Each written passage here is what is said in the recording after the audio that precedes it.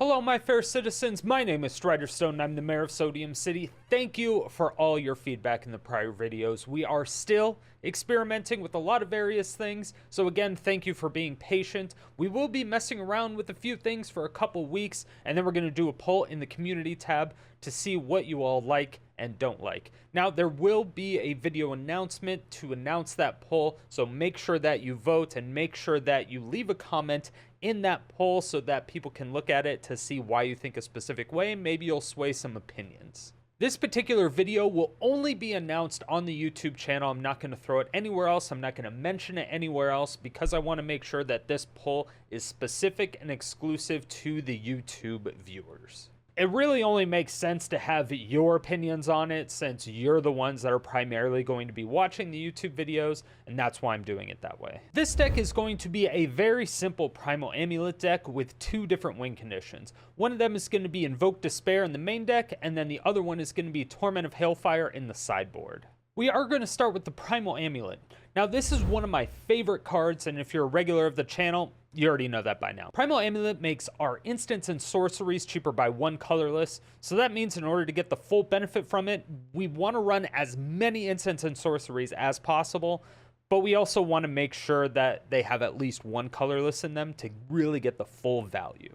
Now, this is just going to be a general rule of thumb when it comes to making a Primal Amulet deck. Even when running suboptimal cards, they're great because once we flip Primal Amulet into Primal Wellspring, we can copy those instants and sorceries. So having one meh card is pretty meh, but once you have that meh card and it becomes cheaper, it becomes a maybe. But then if we get to copy that meh card, it turns into, all right, this is a pretty good card. The best card that we can copy in this deck will be Mastermind's Acquisition. This really just allows us to get a card from our sideboard or get a card from our main deck. Now, this is really just going to be any way to disrupt them from doing whatever they're doing, but usually it's to get a win condition, so we just win at that point. The most important cards in this deck will be Primal Amulet, Tezzeret's Gambit, Mastermind's Acquisition, and then whatever instant and sorcery win condition that you want. As I said earlier, this is a very simple shell for a Primal Amulet deck. The problem with Mono Black is that there's no reliable enchantment removal outside of Feed the Swarm. So if you're running into a lot of enchantments, that's really the only card that you're going to have to run 4 of. The problem with that is that you lose life from it. That's really bad, so you have to replenish your life total somehow with other cards. There are a few black instants and sorceries that will gain you life, but I opted to use artifacts simply because they seemed a little bit more reliable. Yeah, it does cuck us a little bit with the fact that we can't cast the instants and sorceries to help flip the Primal Amulet, and we can't copy those with Primal Amulet. But again, they just seemed a little bit more reliable and they were there when we needed it. The next problem that you're going to encounter is with artifacts. If you're running into a lot of artifact decks, you're going to want to run 4 Karn of the Great Creators. This is just going to shut off all their activated abilities of all their artifacts. A little weird interaction that a lot of people don't know about or they just forget about is that Karn's +1 ability can actually turn the opponent's artifacts into creatures as well.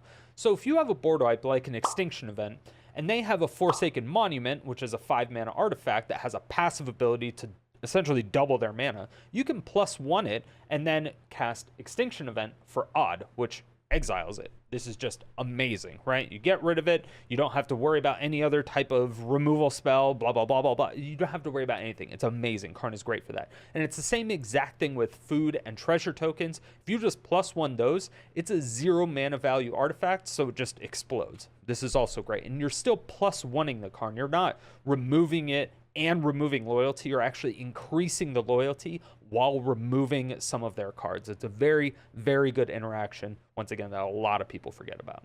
And sometimes it's just that little bit of extra knowledge that you have that the opponents may not have that give you the advantage and helps you win the game or helps swing the game in your favor. And this is one of those things. The way that I have this deck built, including the sideboard, will run you 1 mythic, 36 rares, 10 uncommons, and 21 commons. If you decide to make a budget version of this, just make sure that you have the cards that counter the meta that you're running into. Keep in mind that constructed events, best of 1, best of 3, and each individual rank, like bronze, silver, blah, blah, blah, all that stuff, have different metas. So every single deck that you may end up net decking or playing, you will have to make changes. So a lot of times, if you do end up net decking, you play the deck and you're like, this deck is fucking trash. It may be because you're running into decks that I never ran into, or that the person that built that deck never ran into, things of that nature. For the lands, you are going to have to run 3 Cabal Strongholds. Those are the only rare lands that are super necessary.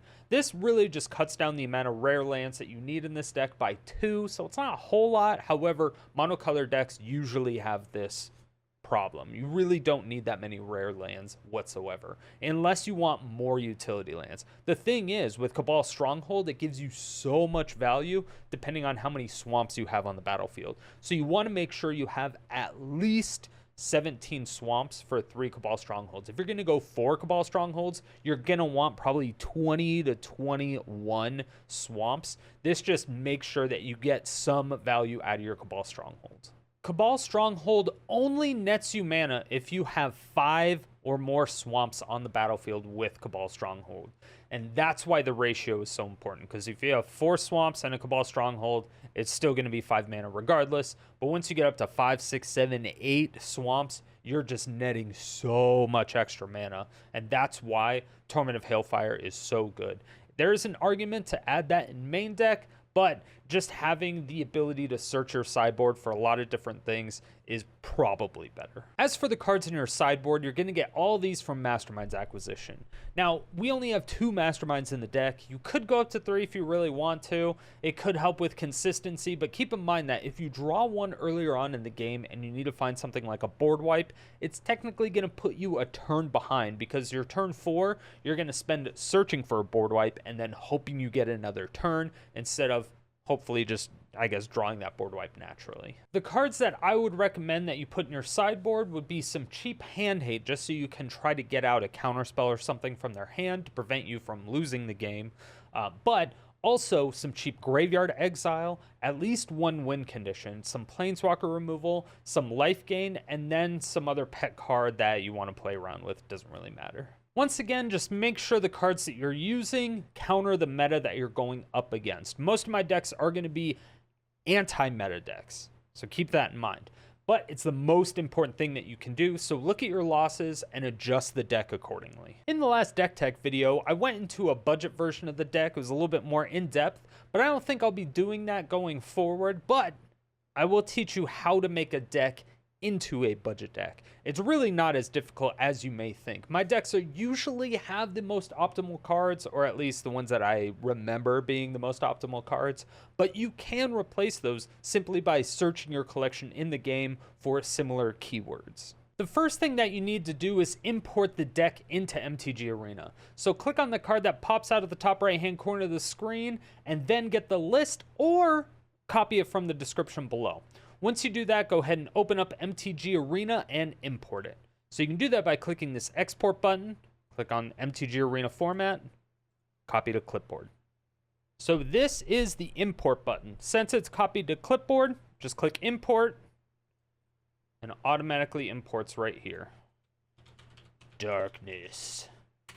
So at that point, all you got to do is open the deck, find a card you need to replace, let's just say Baleful Mastery, and then search the text for something similar. So this card, exile target creature or planeswalker.